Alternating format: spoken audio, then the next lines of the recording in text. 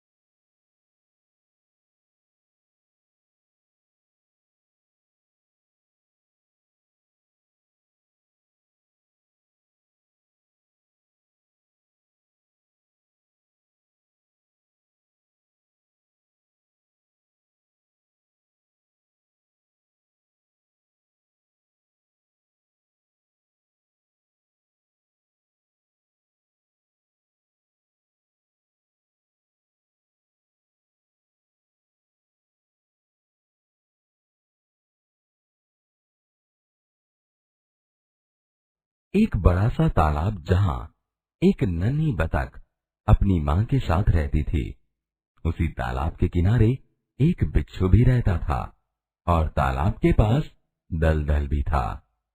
एक दिन नन्ही बतख तट पर आई तो उसने देखा कि एक बिच्छू दलदल में फंसा है। बहन, मुझे बचा लो। नन्ही को उस पर दया आ गई। उसने बिच्छू को दलदल से उठाकर सूखे स्थान पर रख दिया। बिच्छू को शैतानी सूझी। उसने नन्ही को डंक मार दिया। नन्ही पीड़ा से तड़प उठी। क्यों भाई, तुमने मुझे डंक क्यों मारा? क्या करूं, डंक मारना मेरा स्वभाव है। तुम यह गंदी आदत छोड़ दो, नहीं तो कोई मुसीबत में तुम्हारी रक्षा नहीं करेगा। बिच्छू उसकी बात अनसुनी कर आगे बढ़ गया। नन्ही अपनी माँ के पास नदी में चली गई। नन्ही बेटी, तुम कहाँ रह गई थी? माँ, एक बिच्छू दलदल में फंस गया था, उसे बचाने में देर हो गई। बेटी, यह तुमने बहुत अच्छा काम किया है।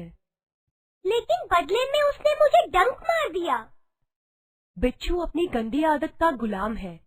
तुम उसे चाहे कितनी बार बचाओ, वह बार बार डंक मारता रहेगा। माँ, मैं उसकी गंदी आदत छुड़ाकर रहूंगी। कुछ दिन बाद बिच्छू के प्राण पुनः संकट में पड़ गए। इस बार वह पानी की धारा में जा गिरा और डूबने उतराने लगा। मौत सामने देखकर बिच्छू को नन्ही की याद आई। वह नन्ही को पुकारने लगा। ननी, ननी, ननी। नन्ही ने उसकी करुण पुकार सुन ली। वह झपट कर बिच्छू के पास आ गई। अब मैं इस गंदे स्वभाव वाले बिच्छू को नहीं बचाऊंगी। बहन, मुझ पर दया करो। नन्ही का मन डोल गया। हो सकता है इसने अपनी गंदी आदत छोड़ दी हो। नन्ही ने बिच्छू को दोबारा जीवन दान दिया। बिच्छू ने अपने स्वभाव के अनुसार उसे डंक मारने के लिए आगे बढ़ा। नन्ही उसका इरादा समझ गई। बिच्छू भाई, ठिठक क्यों गए? डंक मारो। बिच्छू शर्म से पानी पानी हो गया। बहन, एक बात बताओ, मैंने सदा तुम्हारे साथ विश्वासघात किया, फिर भी तुमने मेरे साथ भलाई ही की। ऐसा क्यों? भलाई करना मेरा स्वभाव है। मैं तुमसे बदला लेने के लिए अपनी अच्छी आदत क्यों छोड़ दूं? मेरा काम बचाना है। मैं मुसीबत में पड़े को बार बार बचाती रहूंगी। तुम्हारा काम डंक मारना है, तुम मारते रहो। देखती हूँ कौन जीतता है। नन्ही बहन, आज तुम जीत गई। मैं वचन देता हूँ, अब मैं किसी निर्दोष जीव को डंक नहीं मारूंगा। नन्ही खुश होकर नदी में चल दी। बेटी, कहाँ देर कर दी? नन्ही ने पूरी घटना बता दी। प्यारी समझदार नन्ही, भले लोग अपनी बार बार की भलाई से इसी तरह बुरे लोगों को भला बनने की राह दिखाते हैं। नन्ही प्रसन्न होकर थिरकने लगी। बोध, इस कहानी से हमें ये सीख मिलती है कि अच्छे लोग अपनी बार बार की भलाई से इसी तरह बुरे लोगों को भला बनाने की राह दिखाते रहते हैं। शंकर सुल्तानपुरी। विद्यार्थी मित्रों, आपने नन्ही की कहानी तो सुनी। चलो एक ऐसी ही अन्य कहानी के कुछ चित्र यहाँ पर है। अपने शिक्षक की मदद से चित्रों पर चर्चा करते हुए कहानी बनाइए। चित्र देखकर कहानी का निर्माण कीजिए।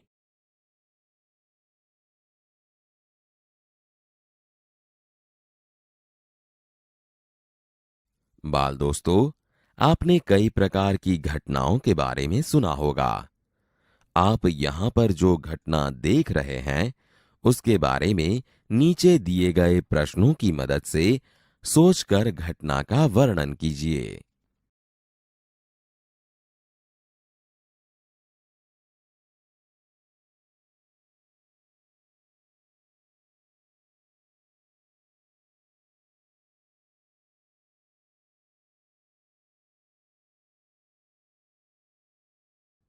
प्रश्न 1, यह घटना कैसे घटी होगी?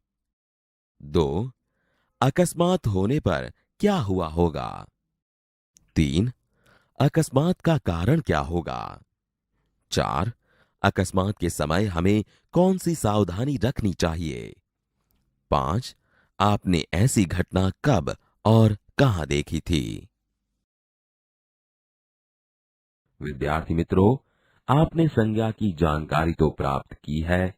संज्ञा के बार बार के पुनरुक्ति को रोकने के लिए सर्वनाम का प्रयोग होता है। उसका एक अभ्यास यहाँ प्रस्तुत है, जिसे ध्यान से सुनिए, बाद में पढ़िए। सर्वनाम। निम्नलिखित परिच्छेद को पढ़िए। रमेश अच्छा लड़का है। रमेश के पिताजी शिक्षक है। रमेश की माताजी गृहिणी है। रमेश का बड़ा भाई कॉलेज में है। रमेश कक्षा 6 में पढ़ता है। रमेश मेरा अच्छा मित्र है। रमेश चतुर है। मैं और रमेश साथ में खेलते हैं। रमेश अच्छा लड़का है। उसके पिताजी शिक्षक है। उसकी माताजी गृहिणी है। उसका बड़ा भाई कॉलेज में है। वह कक्षा 6 में पढ़ता है। वह मेरा अच्छा मित्र है। वह चतुर है। हम साथ में खेलते हैं। निम्नलिखित वाक्य पढ़िए।